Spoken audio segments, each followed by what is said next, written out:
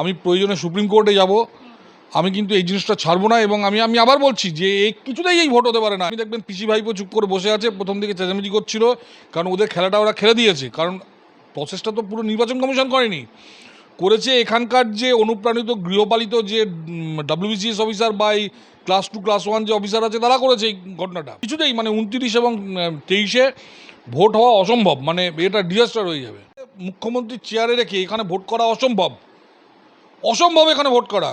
কারণ এইখানে অলরেডি ধমকি শুরু হয়ে গেছে। এই ফলতায় আমি সেদিন খবর পেলাম জাহাঙ্গীরের লোকেরা ওখানে অলরেডি হুমকি দিচ্ছে ওখানকার হিন্দুদের। ওখানে সব একের পর এক ইন্ডাস্ট্রি বন্ধ হয়ে গেছে, হয়ে গেছে, জানে এবার ভোট পাবো না।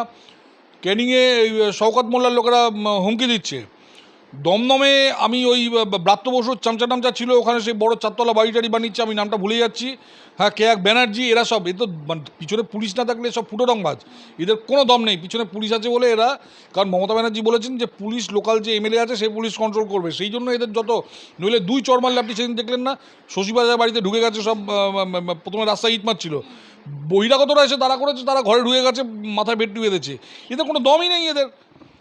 দেখুন, এরা তো আতঙ্কিত বটেই, হতেই হবে, কারণ এরা যদি এখন সঠিকভাবে ভোট হয়, যদি সঠিকভাবে ভোট হয় পশ্চিমবঙ্গে, এরা আমি আপনাকে বলছি 50টা সিট পাবে না।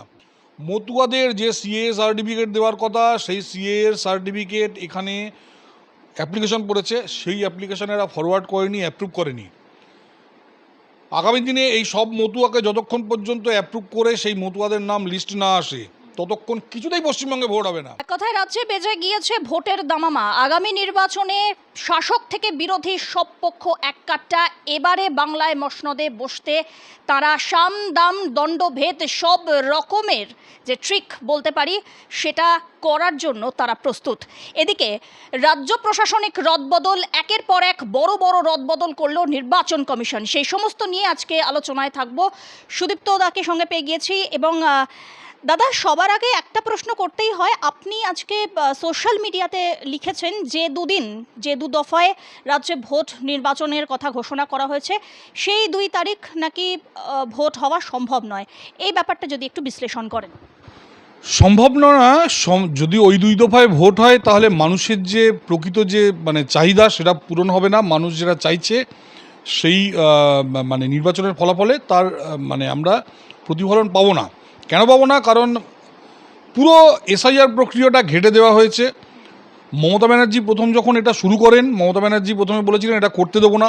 তারপর উনি করলেন কি, ওনার WBCS অফিসার, ওনার ERO এদের দিয়ে উনি পুরো ব্যাপারটা, এবং যতজন ERO দেওয়ার দরকার ততজন ERO দেয়নি।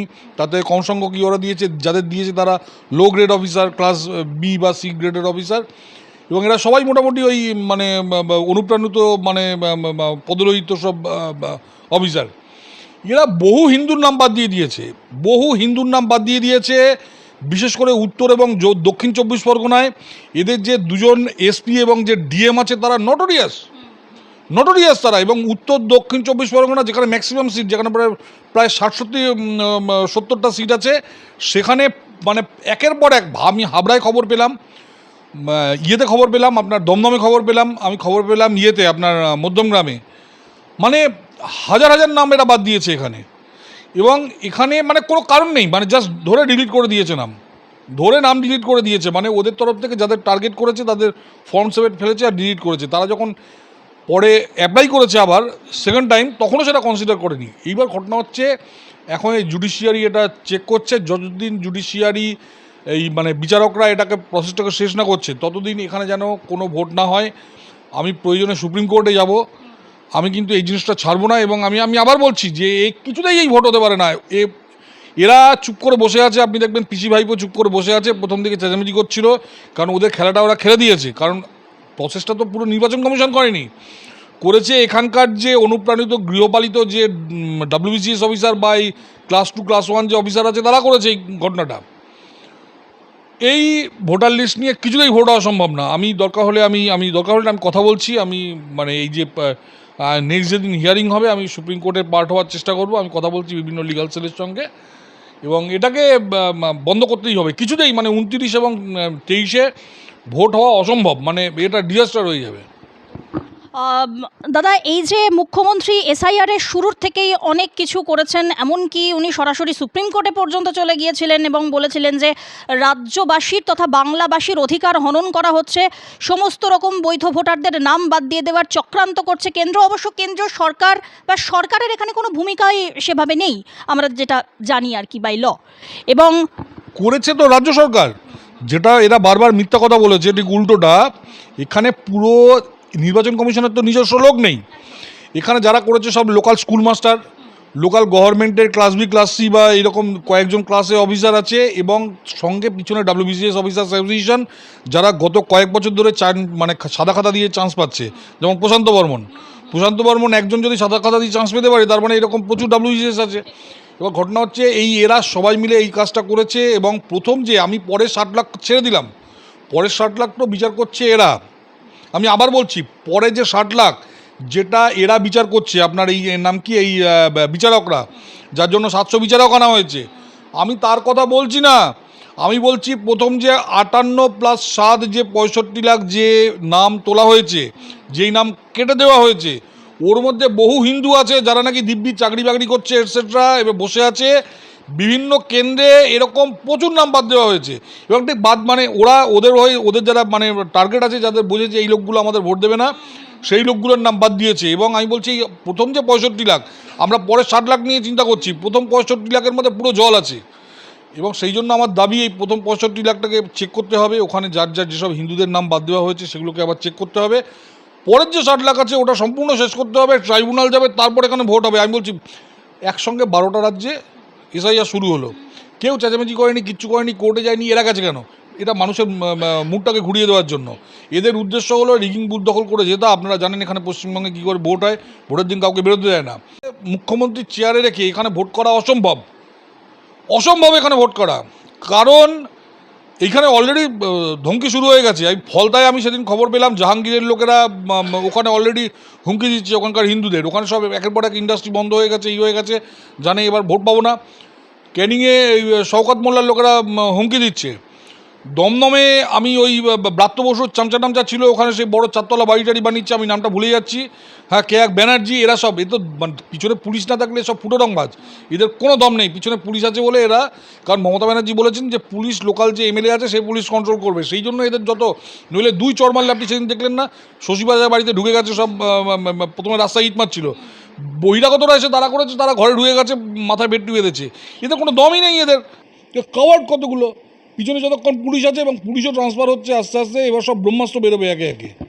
আচ্ছা, তাহলে কোথাও মনে হয় দাদা যে মুখ্যমন্ত্রী মমতা বন্দ্যোপাধ্যায় এবং অভিষেক বন্দ্যোপাধ্যায় তারাও যথেষ্ট আতঙ্কিত, তার জন্যই এই সমস্ত পদক্ষেপ তারা নিচ্ছেন? দেখুন, এরা তো আতঙ্কিত বটেই, হতেই হবে, কারণ এরা যদি এখানে সঠিকভাবে ভোট হয়, পশ্চিমবঙ্গে এরা, আমি আপনাকে বলছি, 50টা সিট পাবে না, কিছু দুধের গাই এদের ভোট দেবে, আর কোনো ভোট এরা পাবে না এরা, আমি আপনাকে লিখে দিচ্ছি, ভয় তো পাবেই।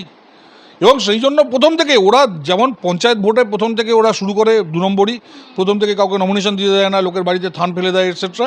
এখানে অন্য টাইপের ভোট, এখানে প্রথমে ওরা এই যে প্রথম 65 লাখ, আমি আবার বলছি, আমরা পরে 60 লাখ নিয়ে চিন্তা করছি, প্রথম 65 লাখের মধ্যে ওরা খেলে দিয়েছে, ওর মধ্যে বহু হিন্দুর নাম ওরা বাদ দিয়েছে, এবং এটা মেইনলি হচ্ছে এটা আপনার এই নর্থ এবং সাউথ 24 পরগনায় আর হুগলি হাওড়ায়, যেখানে ওরা গতবার 110টার মধ্যে 109টা পেয়েছিল, কলকাতা রিজিয়ন যাকে বলে, এখানে 110টায় 109টা সিট পেয়েছিল। এবার বুঝতে পারছে ওখানে ওরা 50% সিট হেরে যাবে বুঝে এরা এখানে একদম র্যান্ডাম ফর্ম 7 সাবমিট করে নাম্বার দিয়ে দিয়েছে প্রথম 65 লাখ। এবং এই যে বিচার হচ্ছে, শুধু এই 60 লাখ করলে হবে না, প্রথম যে 58+7 65 লাখ, এখানে প্রচুর হিন্দুর নাম বাদ দিয়েছে। এখানে কিন্তু ইট ইজ নট যে মুসলমানদের নাম বাদ দিয়েছে, সে তো ধরুন জামাতের লোকেরা এখানে নাম আছে, তার নাম বাদ যাবে না, যারা মারা গেছে তার নাম বাদ যাবে, কিন্তু এরা এর সঙ্গে প্রচুর হিন্দুর নাম বাদ দিয়েছে এটা কম্পেনসেট করার জন্য। যদি ওই নাম বাদ, তারপর আপনার আরেকটা কেস বলি, মতুয়াদের যে সিএ সার্টিফিকেট দেওয়ার কথা, সেই সিএ সার্টিফিকেট এখানে অ্যাপ্লিকেশন করেছে, সেই অ্যাপ্লিকেশন এরা ফরওয়ার্ড করেনি, অ্যাপ্রুভ করেনি। আগামী দিনে এই সব মতুয়াকে যতক্ষণ পর্যন্ত অ্যাপ্রুভ করে সেই মতুয়াদের নাম লিস্ট না আসে, ততক্ষণ কিছুতেই পশ্চিমবঙ্গে ভোট হবে না। আমি বলছি, আমি সুপ্রিম কোর্ট পর্যন্ত যাব, আমি কথাবার্তা শুরু করেছি আমি বিভিন্ন লিগাল অফিসারদের সঙ্গে, এবং এই ভোট বন্ধ করতেই হবে। জেতা হারাটা কোন, দেখুন ভোট তো হলে আমরা জিতবই। আজকে যদি 23 এবং 29 হয় আমরা জিতবই তাতে। আপনি দেখলেন আগের দিন কীভাবে সব লোক এসছে, আমরা যা লোক এক্সপেক্ট করেছিলাম তার 3 গুণ লোক এসছে ব্রিগেডে। ভোট আমরা জিতবই, কিন্তু যারা নাগরিক আজকে যদি এই নাম না ওঠে, কালকে এদের ছেলেমেয়েরা গিয়ে বিপদে পড়বে। এবার যদি নাম না ওঠে যেসব হিন্দুদের, আগামী দিনে এদের ছেলেমেয়েরা, ধরুন আগামী দিনে রাহুল গান্ধী বা অভিষেক ব্যানার্জির মতো কোনো একজন হিন্দু বিরোধী নেতা ভারতের প্রধানমন্ত্রী হয়ে গেল, তখন এই যে এই হিন্দুরা আছে এরা বিপদে পড়বে। ফলে সলভ এবারই করতে হবে, যতক্ষণ সলভ না হবে ততক্ষণ এখানে ভোট হবে না। আমি বলছি আমরা এতদিন আপনারা সুপ্রিম কোর্টে গেছেন, এবার আমরা সুপ্রিম কোর্টে যাব, কিছুতেই এই ভোট হতে দেবো না আমরা। এ সম্পূর্ণ আজকে এই যত গণ্ডগোল এর জন্য মমতা ব্যানার্জি এবং অভিষেক ব্যানার্জি দায়ী, এবং ওদের যে কতগুলো চামচা লয়ার আছে, এই আপনার মেনকা গুরুস্বামী, তারপর এই কল্যাণ, তারপর ওই ওদিকে আপনার রিয়েটিয়া আছে, ওই অভিষেক বা কপিল, এরা সব গণ্ডগোল করে রেখে দিয়েছে। পর পরিবর্তন হচ্ছে, রাজ্যের মুখ্য সচিব হন কিংবা ডিজি হন, সিপি হন, পর পরিবর্তন।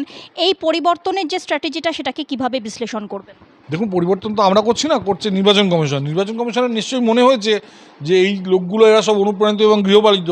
আপনারা দেখেছেন এক একজন এই যাদের পরিবর্তন করা হচ্ছে, এদের কেউ অভয়ার কেসের মধ্যে জড়িত ছিল, কেউ সন্দেশখালীর কেসের মধ্যে জড়িত ছিল।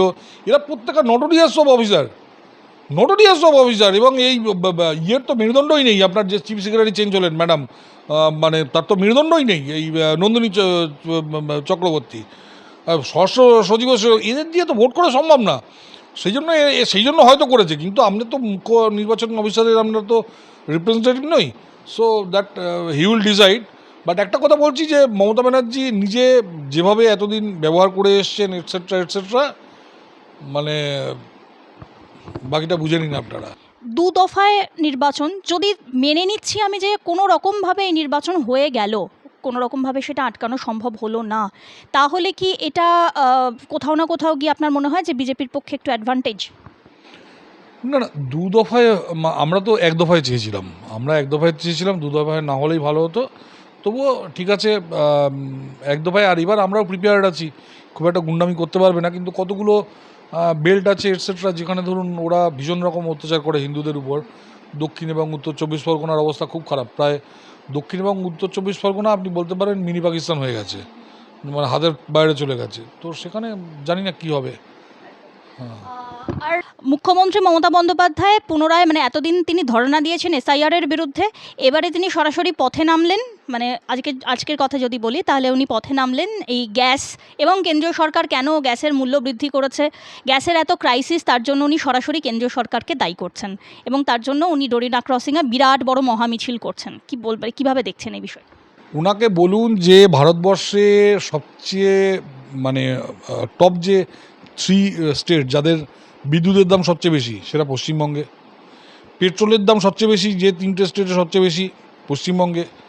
ডিজেলের দাম সবচেয়ে বেশি পশ্চিমবঙ্গে, গ্যাসের দাম বেশি। কারণ পশ্চিমবঙ্গ ভারতবর্ষের অন্যান্য যে 30টা স্টেট আছে তাদের মধ্যে এই লোকাল ট্যাক্স বা সেস নেওয়াতে হায়েস্ট, মানে হায়েস্ট যে 3টে স্টেট আছে তার মধ্যে।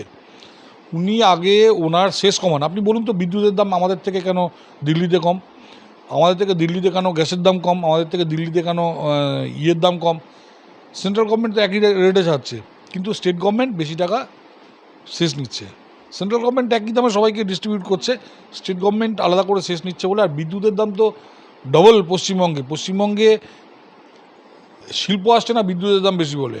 এবং ওনাদের এক এমএলএ বলেছিল যে ম্যাডাম বিদ্যুতের দামটা কিছুটা কমান, তাহলে এখানে শিল্প আসতে পারে। তো বলেছিল তোমার দল থেকে বের করে দেবো, আমি দল থেকেই বের করে দেবো।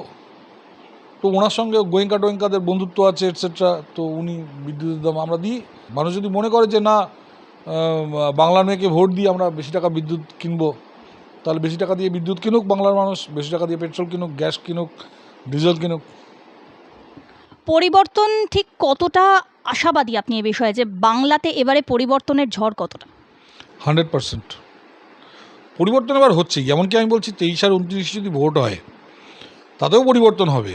মানে কিন্তু আমরা চাইছি যে প্রত্যেক এলিজিবল ভোটার তারা ভোট দিক, ভোট দিয়ে তারা এবং শুধু তাই না, তাদের যদি এবার ভোটের নাম কাটা যায় তাদের ছেলেমেয়েরা আগামী দিনে বিপদে পড়বে। যেমন 2002-তে বহু লোকের নাম বাদ গেছিলো, তখনকার যে লোকাল ওই খাঁজা কমরেড ছিল তারা সব নাম্বার দিয়ে দিয়েছিল, তাদের ছেলেমেয়েরা তারপর তো হয়তো 4-এ নাম উঠে গেছে। কিন্তু তারপর যেটা হয়েছে গণ্ডগোলটা, পরবর্তীকালে এইবার যখন 25 বছর পর হচ্ছে, তাদের ছেলেমেয়েরা, তাদের বাবা মা বেঁচে নেই, তাদের ছেলেমেয়েরা বিপদে পড়ে যাচ্ছে, লিঙ্ক করতে পারছে না। ঠিক সেরকম যারা যারা আছে, যারা যারা নাগরিক, তাদের প্রত্যেকের যদি নাম না ওঠে, কিছুতেই এখানে ভোট হওয়া উচিত না। এবং আমি বলছি, আমি মানে কথা বলা শুরু করেছি, আমি সুপ্রিম কোর্টে যাচ্ছি এই জিনিসটা নিয়ে, এবং এই ভোটটাকে আমি আটকাবই। আর সবশেষে একটাই প্রশ্ন এসেই যায়, সেটা হচ্ছে মুখ্যমন্ত্রী মমতা বন্দ্যোপাধ্যায় অনেক গোল টোল দিয়েছেন, অনেক ফুটবল ছুড়ে দিয়েছেন, এবং তিনি বলেছেন যে কি এবারে খেলা হবে। তো এবারেও উনি বলেছেন যে খেলা হচ্ছে, খেলা হবে।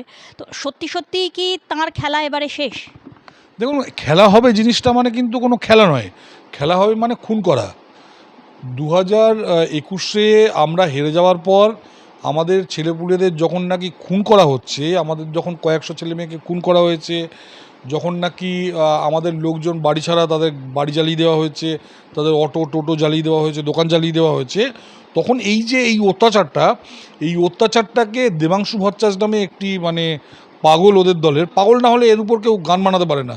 একটা মানুষ যদি একদম মানে ভীষণ নিষ্ঠুর এবং পাগল না হয়, তাহলে এই একটা অত্যাচার হচ্ছে মানুষের উপর, তার উপর বোধহয় হিটলারও গান বানায়নি, নীরও বোধহয় তার উপর গান বানায়নি।